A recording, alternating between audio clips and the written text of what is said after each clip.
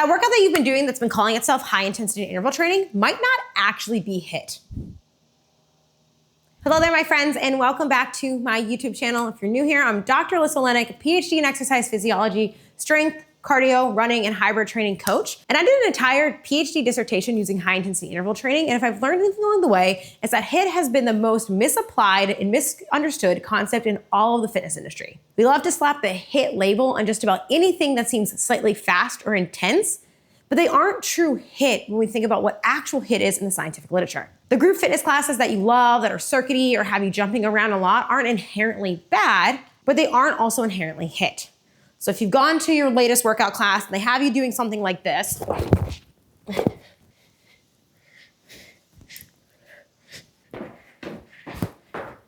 it's probably not actually HIIT.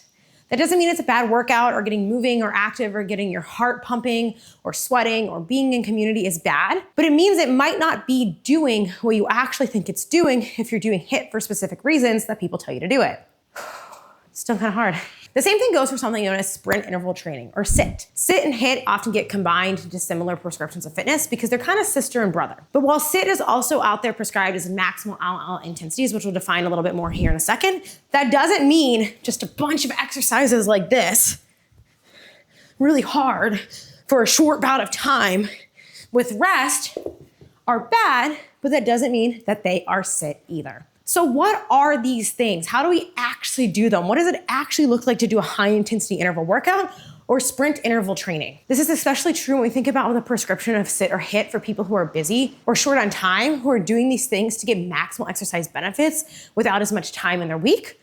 Or even especially in my women following this, who are told that HIIT and SIT are the best mode of fitness and cardio for menopausal or perimenopausal women, but they're being told things like a bunch of box jumps or burpees can count as that and might not be getting you the benefits that you actually are looking for. Again, I'm not here to shame any type of exercise. Move the way that will get you moving. But in this video, I want us to more clearly understand what HIIT or SIT actually are when we're doing them in our training. So first, let's go over what high intensity interval training is. So true HIIT or SIT in nature are going to be aerobic or anaerobic exercise. This means they need to be purely cardiovascular in nature in order for you to get the stress or stimulus that is high enough to stress not only your cardiovascular system, so your heart and your lungs, but also your metabolic system.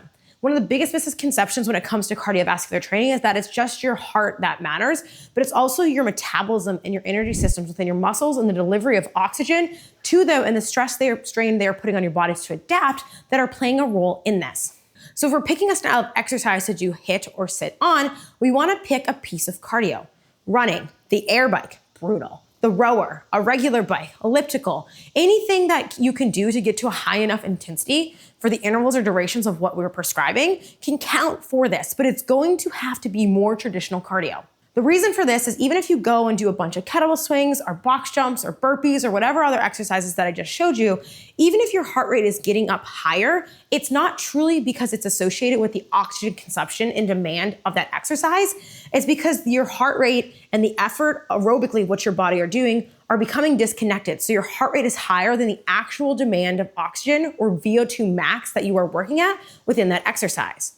When we think about true high intensity interval or sprint interval training, we want to think about looking at percentages of our max effort or above our max effort.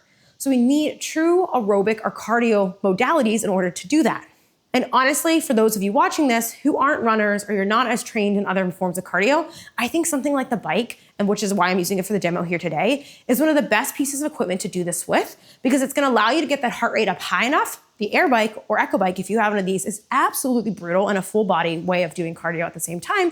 And two, it doesn't require a lot of technical skill. You don't have to have the skill of running or be fit enough to run. Where running high and hard intensities or sprint intervals and or high intensity intervals might be something that beginners aren't quite ready to do, but almost anybody without any underlying conditions can hop on a bike and go hard if they can tolerate it, if it's programmed appropriately to the level of fitness that you have. So we think about what high intensity interval training is. We want to think about any form of cardiovascular exercise that is done in intervals of roughly 1 to 4 minutes. So this can be something like 1 minute on, 1 minute off for 10 rounds. That's a great and brutal workout. Or something like what I used in my dissertation study of 4 minutes on with 3 to 4 minutes of rest in between. That's a really popular protocol. It's called the Norwegian HIIT protocol that a lot of people talk about. It's not more magic than other protocols, but it's kind of hard and it really works. Trust me, it's pretty terrible. Or even things like 3 minutes on, 2 minutes off.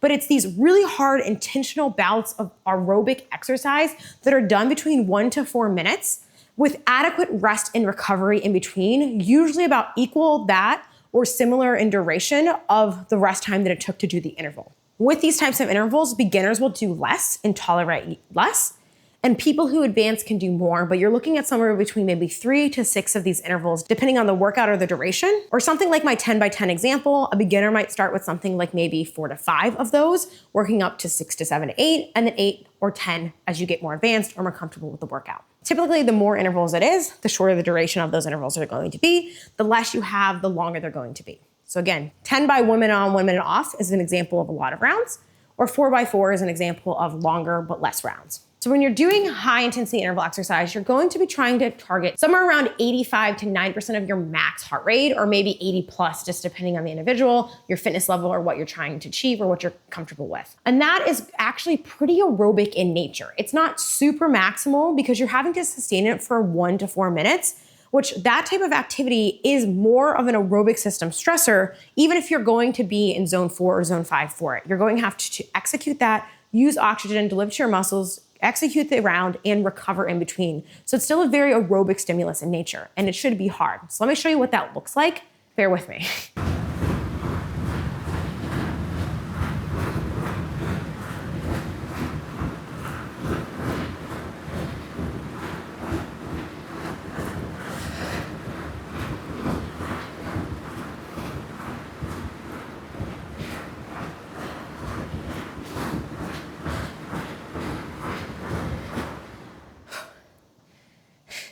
That was hard. So when you're doing that, you want the effort that you do in every single bout to ideally be similar from bout to bout. Which means you ideally want to aim for similar pace or effort from interval to interval. You don't want to go all out in the first interval, burn out, and then not be able to sustain that across all of them. And the effort should feel just hard enough that you can sustain it, but not so hard that you could keep going after the interval and bout. You should need that recovery in between. Now, the difference between high intensity interval training and its sister or brother sprint interval training is that sprint interval training are short, sweet, above VO2 max level efforts when you are doing them for 10, 20, up to 30 seconds with 1 to 1.5, maybe 2 minutes of full recovery in between. These aren't go hard, recover, go hard, recover. You're going hard, kind of like you would with a strength training set, and then fully actually recovering in them. That's because those are more anaerobic in nature, where you're intentionally exercising at an effort level or threshold that is above what you can maximally use oxygen. This is why we say they're greater than VO2 max in effort. So it's a speed, pace, or effort that you should not be able to sustain into aerobic durations or ranges like HIIT. It's an effort that is so hard that you can only do it maximally for that 10 to 30 second range and then fully need to recover before repeating it again. Typically, sprint intervals are going to be somewhere between 5 to 10 reps of, again, 10 to 20 to 30 seconds with full recovery in between, with beginners starting with less and more fit people adding more. And it's okay with any of these. If you're new to cardio or fitness, if you have to aim for an effort that's slightly below what we're prescribing, it's still good, it's still beneficial, it's still fine. Meeting yourself where you're at is still important, and working up and building to that over time. But more isn't always better. The number of rounds you can do where you can effectively sustain your power output or your effort and recover in between without it totally derailing you is a sweet spot and target to getting the adequate stimulus and stress. And if you're getting fitter and better week to week, adding more again isn't always better. You want the stress, the stimulus, and to move on. So let me show you what a true sprint interval would look like. And I want you to pay attention to my effort compared to that of the high intensity interval that I just gave you, right? That was hard, but you could tell that I could sustain that for a little bit longer, and I could do that for a longer amount of time. Where this, I'm gonna be working really hard, just for you guys. Ready?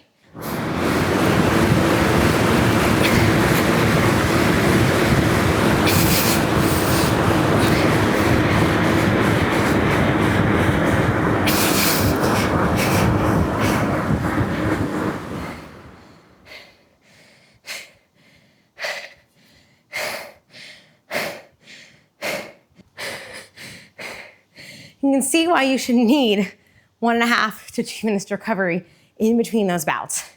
Give me a second.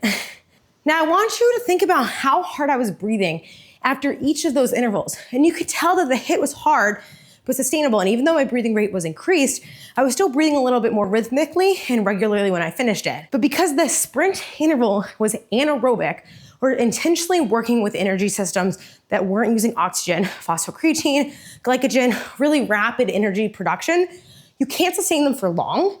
But when you finish them, you have a massive oxygen debt in your body. So you're gonna have that increased respiration and ventilation to bring in the oxygen and recover so you can repeat and do it again after the full recovery. So you can use your breathing kind of as a cue there to see, did I work hard enough? Did it actually feel sustainably hard? As well as your heart rate within those. The biggest difference is that with high intensity intervals, you likely will get peaks of heart rate that fall into that 80 to 90, 85 to 95% range that I gave you across the intervals or over time throughout them. With sprint intervals, because they are so short and sweet, you may see spikes in your heart rate, but they might not totally peak at max or 100% because of the delay and a recovery within that. So you wanna think about using a maximal effort rather than trying to target a specific heart rate target during sprint intervals. So with HIIT, think of more of it as a specific aerobic stimulus. Heart rate can be a great tool there, as well as rating of perceived exertion, respiratory rate, all that stuff. But sprint interval training being a true maximal power output. And you can see here why that can't replace the kettlebell swings, the box jumps, or the burpees. Even though those do have some power and they might have slight aerobic stimuluses that overlap with this, it's not as intense and isolated as this. And while power generation from things like those exercises or any other strength moves are important, the reason why we see in the literature that things like HIIT or sprint interval training in general are better at recruiting type 2 muscle fibers or helping us as we age, or maintaining integrity of our mitochondria and anaerobic or aerobic adaptations is because they are not only power generating or hard out efforts, they are huge stressors and or stimuluses on our muscle tissue and metabolisms to adapt. But because of this, these being so hard in nature, you don't need them every single day of the week. I recommend maybe 1 or 2 for most people of these exercises. If they're not doing a ton of cardio each week, you might be able to get away with 3, but you can complement this then with other easier zone 2 and or more moderate exercise intensities. So not everything is this hard. The goal should be that your overall week of cardio training allows you to balance out easier work, or the hard efforts can stay actually hard and it doesn't all fall to moderate mush. If you're interested in learning more about cardio, I'm gonna link my cardio beginner funnel here. It's gonna walk you through different ways to approach adding cardio into your week of training and or applying these principles and techniques. You can actually do enough cardio and efficiently and effectively and learn the right ways to utilize it and do it for your health or performance. And if you're looking for a program that just does all the thinking for you, whether it comes to cardio, running program, or strength training, or mixing it all together, look no further than us at the LIST Method. The LIST Method is my signature training program system that has lifting programs that can be paired with any cardio or running programs directly inside the app, or we have a cardio-only option that includes monthly and weekly HIIT, sprint interval training, as well as other different types of cardio right there in the app. So you can get in your cardio, make it fun, and have expert PhD exercise physiologists program it for you so you don't have to think about when to do it and why and how. Otherwise, I hope you guys learned something about HIIT versus sprint interval training today. I know that sometimes when we debunk these things, people take it a little personal that their favorite mode of fitness isn't truly HIIT and or wasn't enough for whatever they think that it's doing. So again, I'm not here to shame the types of exercises that you're doing, but if we want the true benefits and the true maximal potential in our fitness and our training from these types of fitness, you deserve honest and accurate information on what they actually are and what they actually look like. Otherwise, thank you guys so much for being here. If you like this video, give it a like and make sure you subscribe so you don't miss any future videos on my channel. Otherwise, thanks for being here. I'll catch you on the next one. Whew.